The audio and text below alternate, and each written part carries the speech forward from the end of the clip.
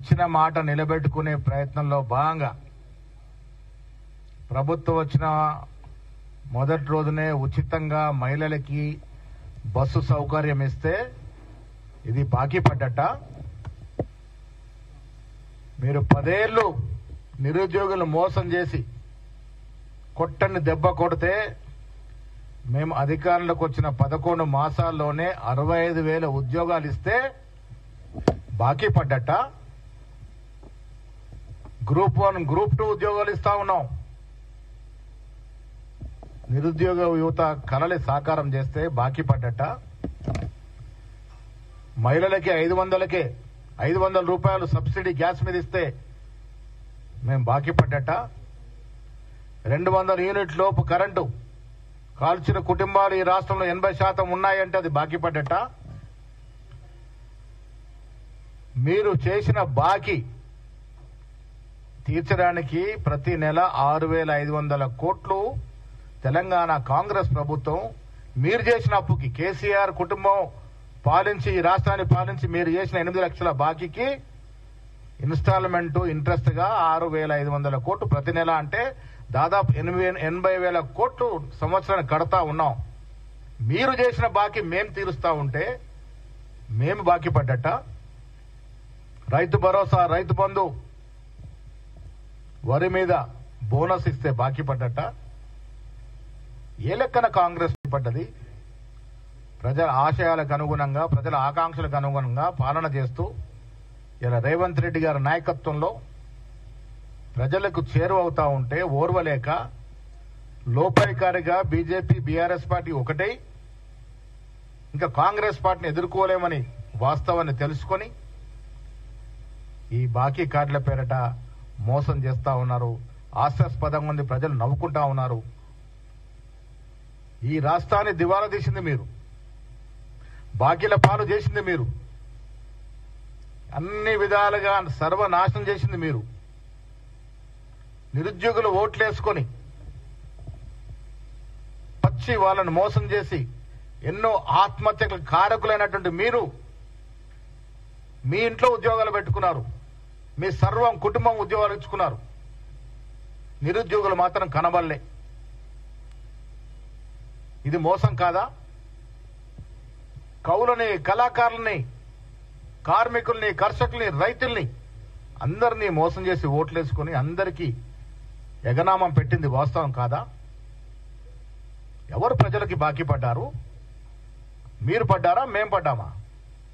ఏ ముఖం పెట్టుకుని బాకీ కార్డులు మస్తున్నారు? కేటీఆర్ గారు, మా పాత మంత్రులంతా ఏ ముఖం పెట్టుకుని మస్తారు? ప్రజలు నిలదీస్తారు మిమ్మల్ని. మీరు ఇస్తాన ఉద్యోగాలు ఏమైనాయి? మీరు మోసం చేసిన దళిత బంధు, ఎంతమంది దళితులకు ఇచ్చారు దళిత బంధు? ఇది బాకీ పడలేదా మీరు ప్రజలకి? ఎన్ని ప్రాజెక్టులు తీసుకొచ్చినారు తెలంగాణకి? ఎంత విదేశీ రుణం తీసుకొచ్చారు తెలంగాణకి? మీ 10 ఏళ్ల పాలన పాత నవాబులు మించిన పాలన. మీ స్వార్థం కోసం కాళేశ్వరం లాంటి ప్రాజెక్టులో మీరు దోచుకున్న తీరు, ఫార్ములా ఈ రేస్, ఈ కార్ రేసులో కేటీఆర్ దోచుకున్న తీరు ప్రజలన్నీ గ్రహిస్తా ఉన్నారు. బీదవాడి స్వప్నం రేషన్ కార్డు, 40 లక్షల రేషన్ కార్డు అప్లికేషన్లు వస్తే ఒక్క కార్డును ఇచ్చిన పాపన పోయినరా? ఇది మీరు బాకీ పడ్డ తీరు కాదా? మీరు రేషన్ కార్డులు ఇస్తామని మోసం చేసి ఈ 40 లక్షల మందికి మీరు బాకీ లేరా? ఈ 40 లక్షల మంది బాకీ ఎవరు తీరుస్తా ఉన్నారు ఇవాళ? కాంగ్రెస్ పార్టీ, రేవంత్ రెడ్డి గారి ప్రభుత్వం 40 లక్షలు ఇస్తూ ఇలా 1,20,00,000 మందికి రేషన్ కార్డులు ఇచ్చి దాదాపు 3 కోట్ల మందిని రేషన్ ఇస్తూ ఆదుకుంటా ఉన్నాం. దేశ చరిత్రలో ఎక్కడ లేని విధంగా సన్న బియ్యం ఇస్తే బాకీ పడ్డట. ఎవరైనా ఊహించినారా సన్న బియ్యం తింటామని ఈ రాష్ట్రంలో? మీరు విద్యా వ్యవస్థని వెస్టర్న్ సర్వనాశనం చేస్తే ఇంటిగ్రేటెడ్ స్కూల్స్ తో ఇలా రాష్ట్రాన్ని తీర్చిదిద్దా ఉంటే బాకీ పడ్డట. Skill university, A university, Mucherla 4 city,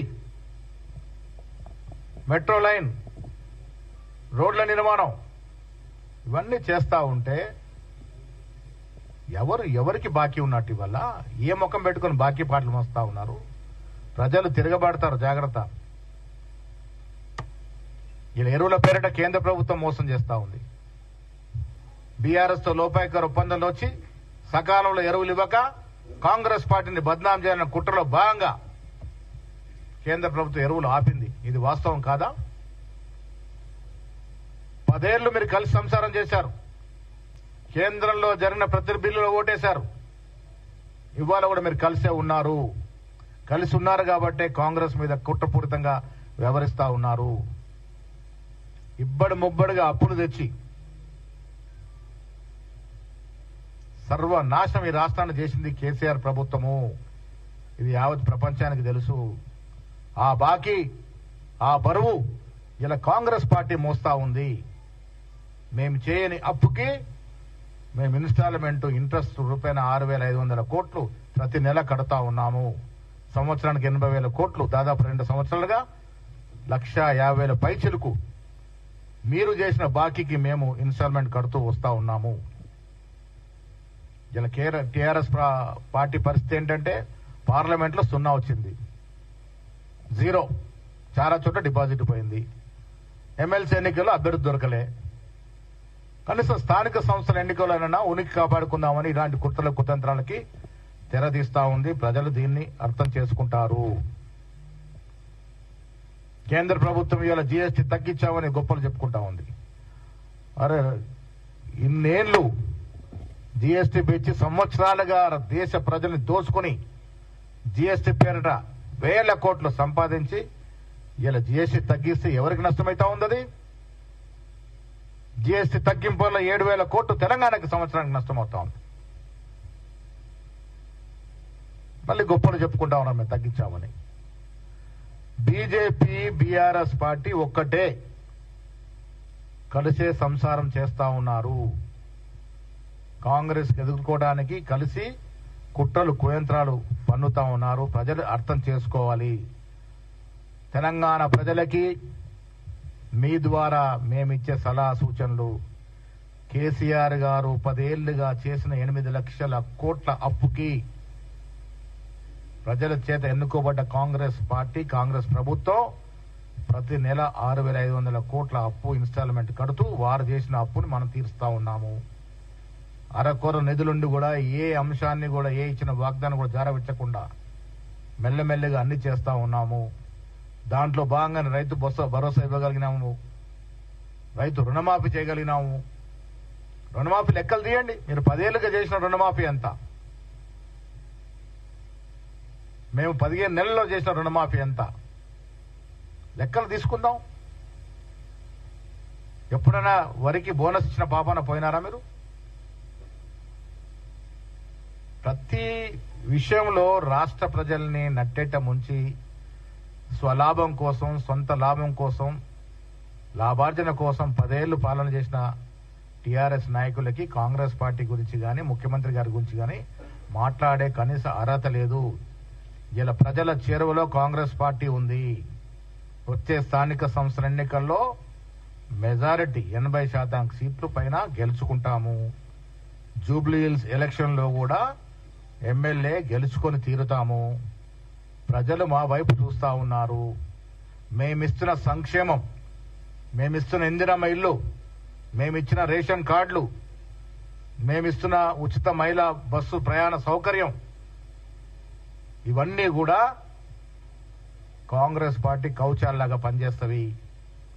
వచ్చే ఎన్నికల్లో స్థానిక సంస్థల్లో గాని, జూబ్లీ సెలక్షన్ గాని అన్ని కూడా మంచి మెజారిటీతో గెలుచుకొని తీరుతాం. ఇంకా ప్రజలకి చేరువై మేము ఇంక ఇవ్వాల్సిన వాగ్దానాలన్నీ కూడా ఇచ్చి 5 ఏళ్ల నాటికి ఇదే తెలంగాణ యావత్ ప్రజానీకంతో శబాషి అనిపించుకునే ప్రయత్నం కాంగ్రెస్ ప్రభుత్వం చేస్తుంది.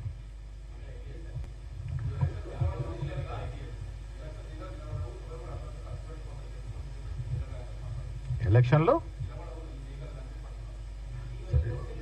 ఇప్పుడు ఈటెల రాజేందర్ గారు బీసీ బిడ్డగా చెప్పుకుంటాడు. నేను ఇవాళ మీ ద్వారా వారికి ఒక సూటి ప్రశ్న. చిత్తశుద్ధి ఉంది కాంగ్రెస్ పార్టీ కాబట్టి 2 చట్టాలని అసెంబ్లీలో చేయగలిగినాము. ఒకటి స్థానిక సంస్థలు 42% రిజర్వేషన్ ఇస్తూ, ఒకటి విద్యా ఉపాధిలో. 2 ఎక్కడ ఆగిన ఈటల రాజేందర్ గారు? మీరు పార్లమెంట్ సభ్యులు